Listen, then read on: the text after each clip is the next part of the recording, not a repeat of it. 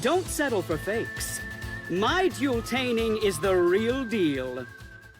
Hey, I'm mekklord, and I'm finally back home after a week of being away. My voice is shot. I got a sore throat. I'm not sure how. Probably got a cold or something. Which is the reason why I sound really weird and why I'm not going to be yelling or otherwise be loud. And still recording videos because I need to make content. So, you've probably all seen the scale changes that were leaked. Well, not leaked, they were officially released yesterday. But still, I'm gonna give you my opinions on those because I have opinions that I want to share. So, just quickly going over the skills one by one, starting with Borrow Launch. It's a buff. It's a clear buff. The fact that you don't have to return a card to the deck anymore to take Detector Launch means you're essentially most of the time playing with the 19 cards deck.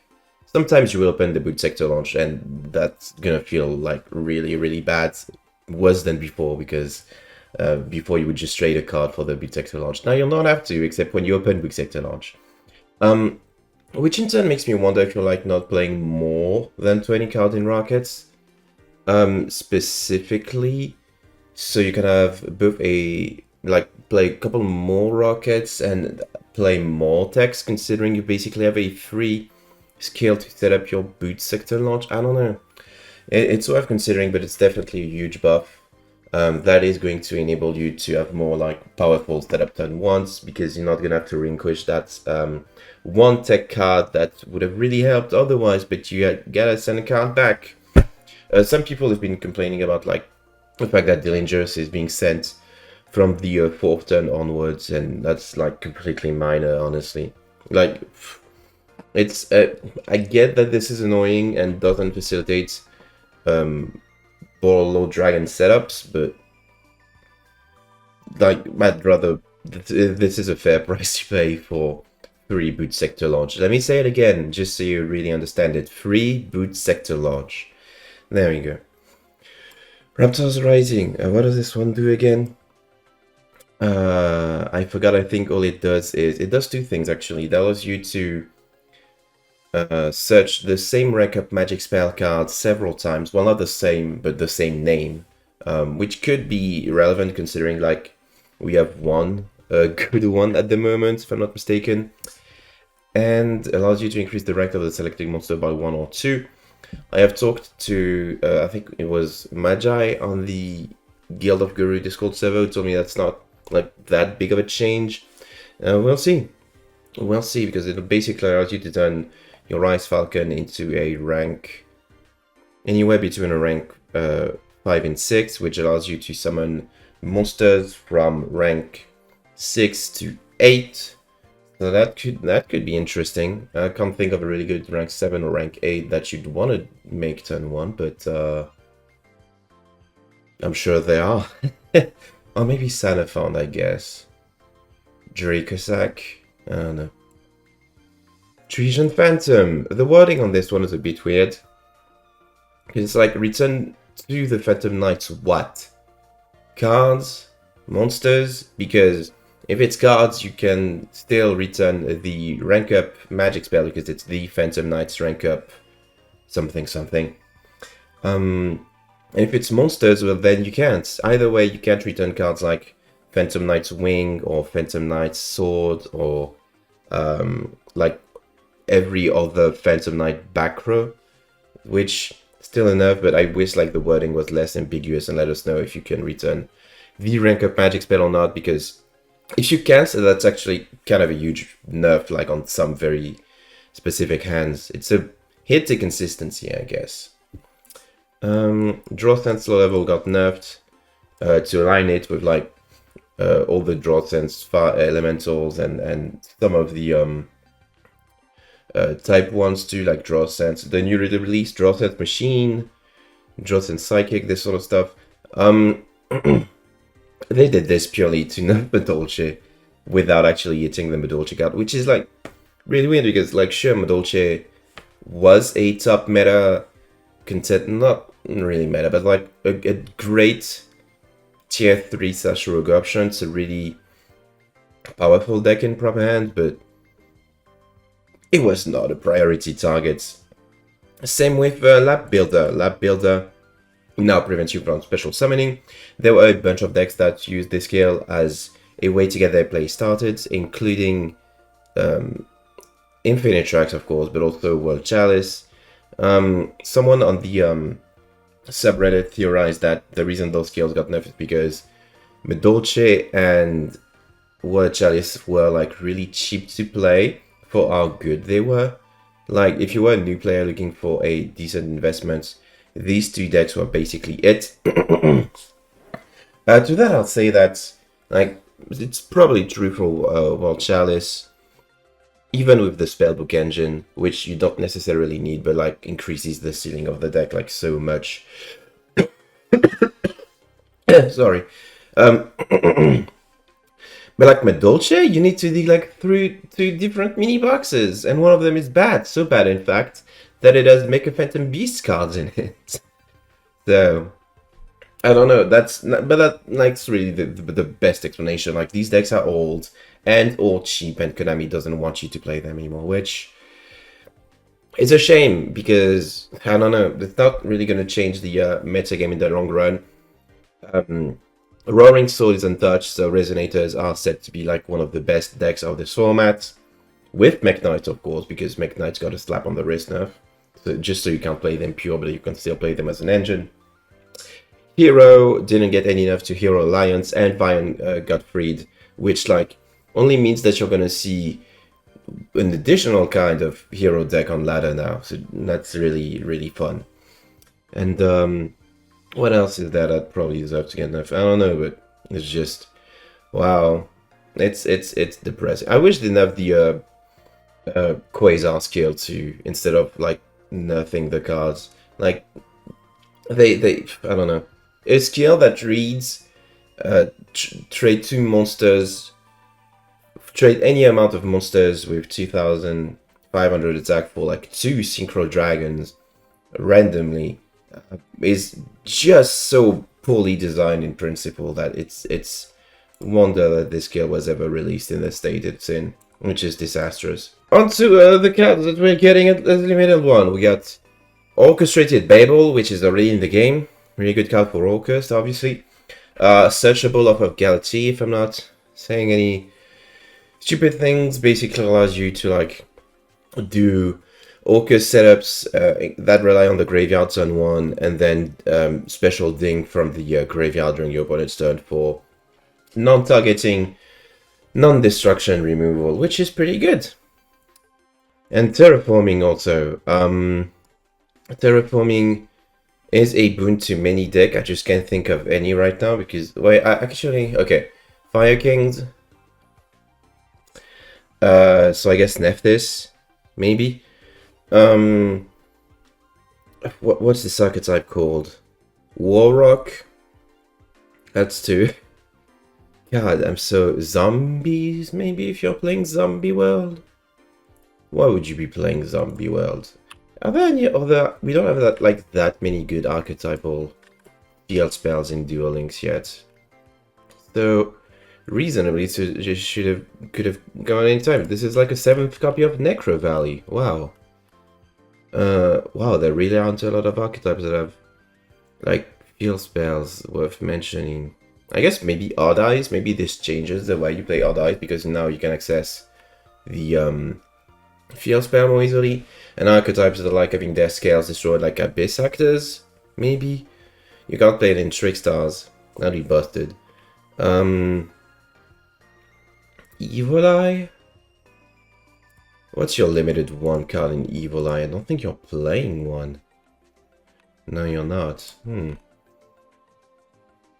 Vendreads. I'm grasping extras here. Oh, Triamids. Yeah, this is really the card that's gonna make Triamid meta. Watch out, everyone. This is the card that is going to make Triamid the best deck of all time, everyone.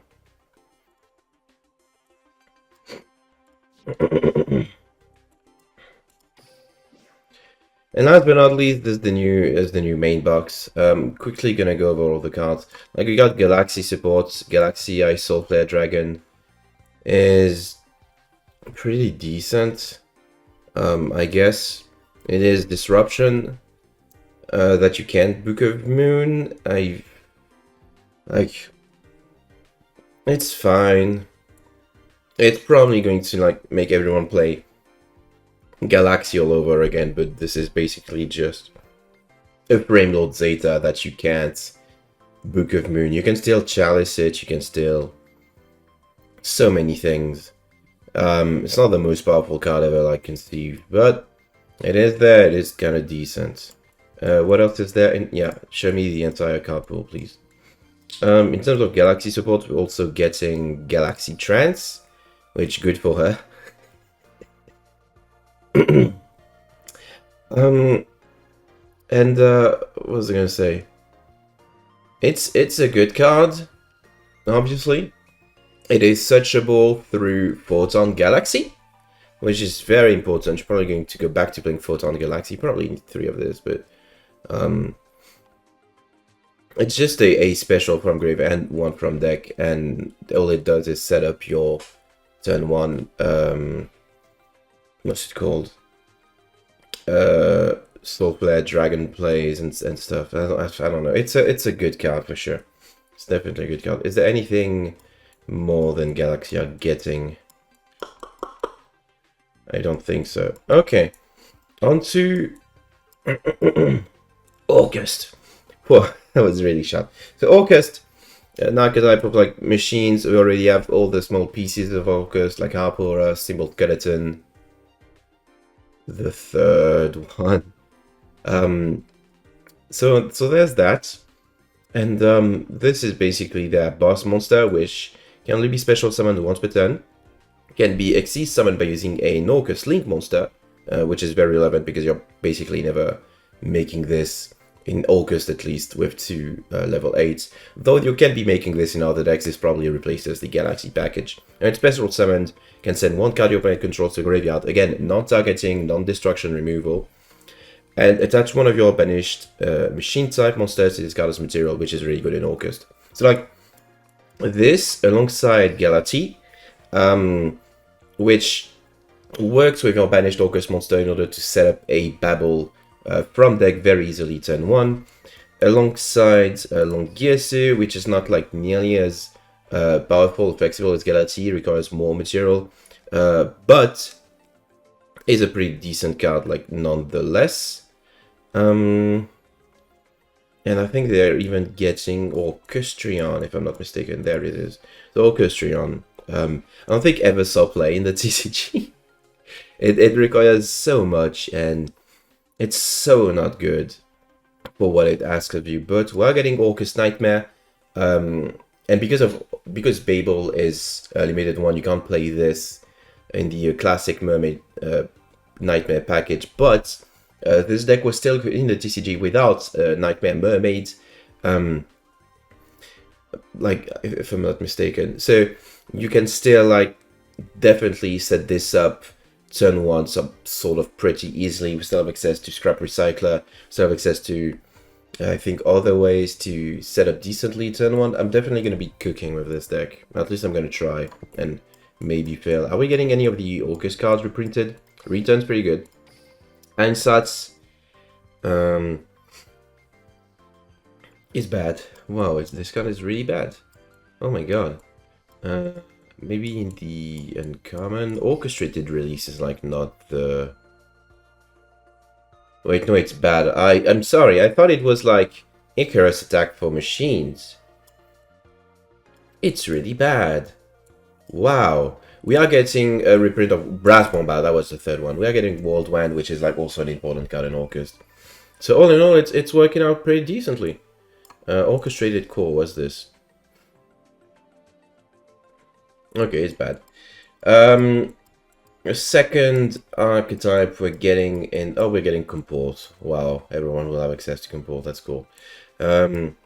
I guess while I'm on it, Utopia the Lightning was like a lot of good reputation in TCG for being the out to everything.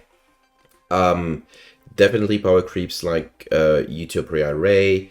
It's just really good. It's just really, really good. It's an OTK enabler. It's a way to get over everything. I think it's like legit. Is it better than Dark Rebellion as a generic 4? Because it's not a generic 4.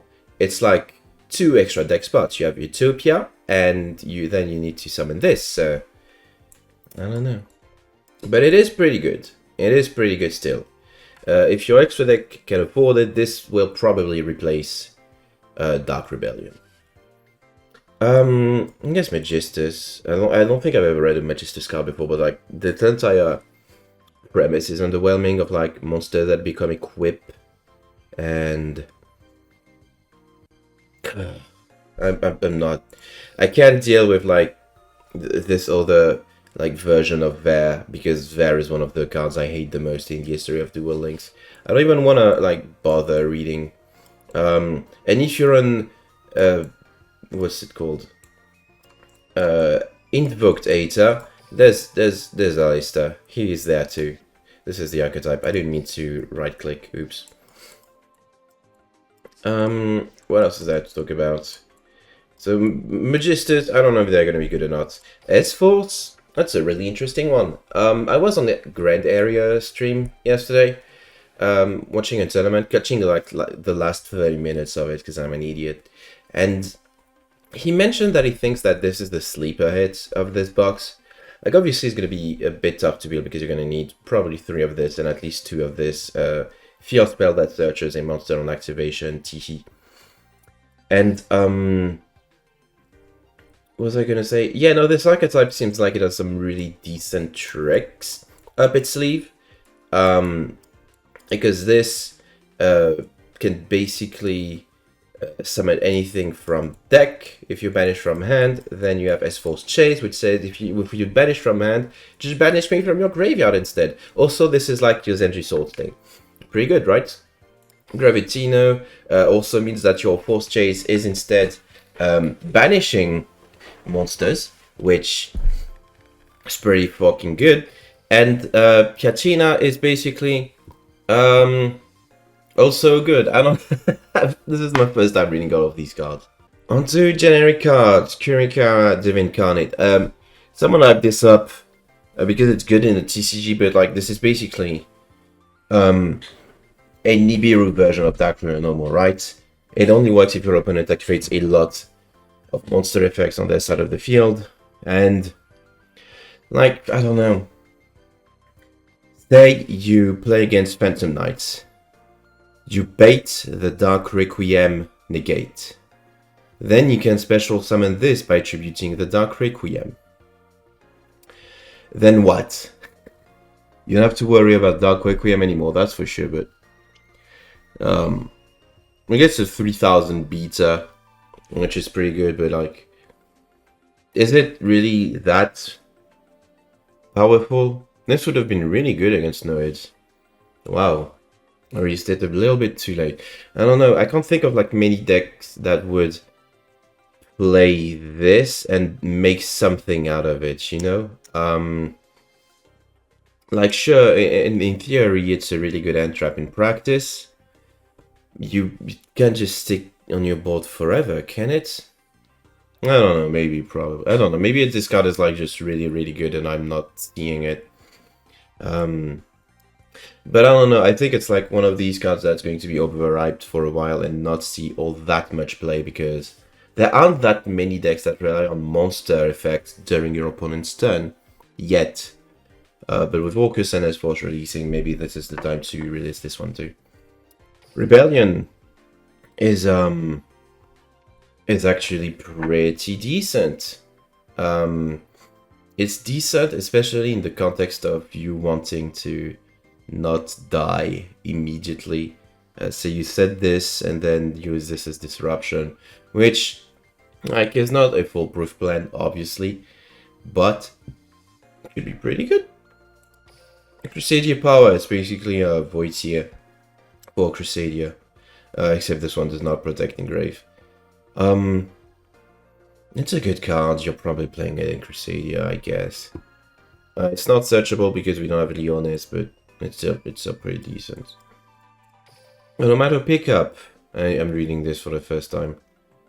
Wait, are they really releasing Onomato support without the Onomato like play card from the selection box? What a dick move. Asphalts justify.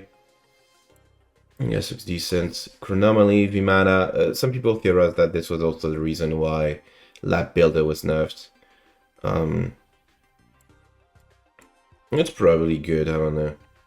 It looks decent. And if Chronomalies will like suddenly become a good deck, then I'm gonna be cheering for them. Back to the front, really good. And Cosmo specifically. Because like we're getting Quinton and Dark Destroyer was like leaked as a potential level up reward. So even if we're getting only one Dark Destroyer, you can still like turn 1, tin can, select Dark Destroyer 2 on the monsters, and if the Dark Destroyer gets pitched to graveyard, you have back to the front to revive it anyway, which is like still really good. And Dark Destroyer, wow, what an insane card! Like definitely worth playing if you're interested in Cosmo. Security Dragon's finally gonna get released. That's cool. Utopia. What the fuck? They gave Utopia a gun?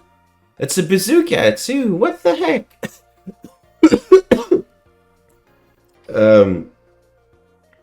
Okay. I'm trying to see is there anything else that's interesting. That's not called Magistus in this box, but I think I've went through everything. So. Yeah. There's also like leaks regarding Solomon, Muto, which are like interesting, I guess. And the new like chips trader or something that I'm sure like people think this is going to be like the crafting system they longed for. And I wish for that too, but this is like Konami we're talking about, so there's very little chance that this is actually something that's both beneficial to players and light on resources. Like this is probably going to apply only on packs that you've built, that you've bought rather with like at least $20. So it's like I don't know. I really don't think this is going to be a system that's going to be like very rewarding to play. Maybe it's something that you can only trade for old cards, although it would still be sort of decent then, because I guess there's so many rares that are still locked in mediocre boxes or mini boxes that other players have no interest. I don't know.